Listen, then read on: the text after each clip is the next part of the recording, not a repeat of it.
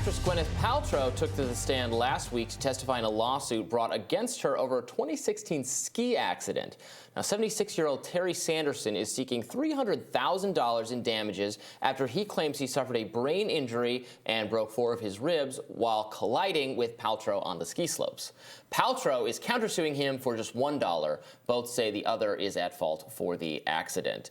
And there were some pretty entertaining moments from the trial. Have you seen any of this? I have. It's difficult to escape the clips that have gone so viral on the internet, largely because despite Gwyneth Paltrow having this reputation for being kind of an elite, out-of-touch Uber celebrity who's a Nepo baby herself and who sells these Paltrow-scented candles and all these other kind of odd goop items and her kind of elite celebrity rich store goop, she is seeming like the down-to-earth one in many aspects of the trial, both because of the claims that are being made by the gentleman who's suing her, but also because of odd lines of questioning from some of the counsel in the case. Let's take a look at one of those clips. You were wearing goggles, a helmet. Yes. Okay, kind of looked like everybody else on the slope. That's always my intention. Okay.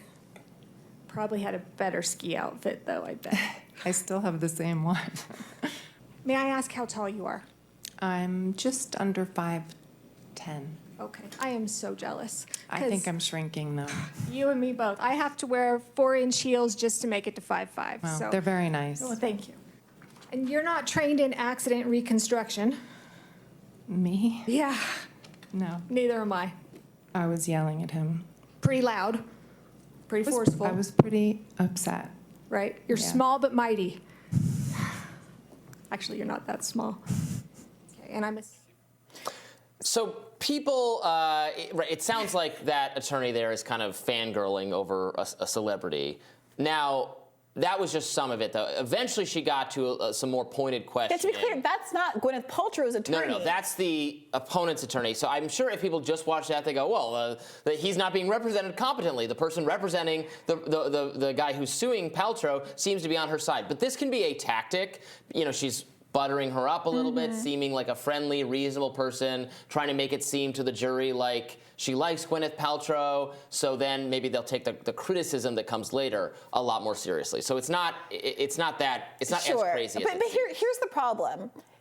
Everybody involved here is an elite. So to the extent that Gwyneth Paltrow is making some of these statements about, I was on the slopes, and we'll play this. We can play this clip. Yeah, let's play it right now. About how she her damages are losing half a day skiing. Take a look at this. And he has deterred you from enjoying the rest of what was a very expensive vacation. Well, I lost half a day of skiing. Yes. Right. Okay. So, on one hand, that seems out of touch. On the other hand, he is there. He was there on those expensive ski slopes as well. I mean, it's just like a privilege off. So people are making this point. This guy is suing Gwyneth Paltrow for $300,000 in damages. Gwyneth Paltrow, her company apparently is worth $250 million, not even factoring in all of the money she's made from her movies over the years. She could pay this guy off. She's the president of Stark Industries. She's married to Tony Stark. All right, nerd, we get it. Yeah. But the point is that she's saying that she doesn't want to. It seems to be a matter of principle for her, and she's countersuing for just $1 in attorney's fees. She's not trying to get anything back here. Now, he is accusing her of running into him. He's accusing her. He's accusing her of her running into him. She's saying the inverse actually happened, that he butted her from behind, that there was a grunt, that his skis went between her legs, that she was disoriented and almost, fearful for a second about what was actually happening here. She's a celebrity and maybe thought that someone was trying to take advantage of her, all of this kind of stuff. But given what he's accusing her of, given that the traumatic brain injury, he says he suffered a lot of neurological damage. Well, what he's characterizing as neurological damage, as it's come out in the testimony so far, is that he was charming before, that he enjoyed doing wine pairings before, that he enjoyed doing all these elite activities that he no longer does. This is not the most relatable trial. Exactly. Here's a quote from an article about this in Slate. It said, quote, "Before this crash, Terry was a charming, outgoing, gregarious person. After the crash, he's no longer charming." And the author here goes on to point out, if my lawyer told the whole courtroom I wasn't charming, I'd be getting a new lawyer because of the insults. Yeah. And so there's a lot of fighting over the substantiation of the neurological damage. I mean, he's an older man, Sure. getting old. I think it's hard to. I think it's going to be hard to prove beyond what the standard of evidence is in the case that the accident is directly attributable to his change in mood and mentality. Right.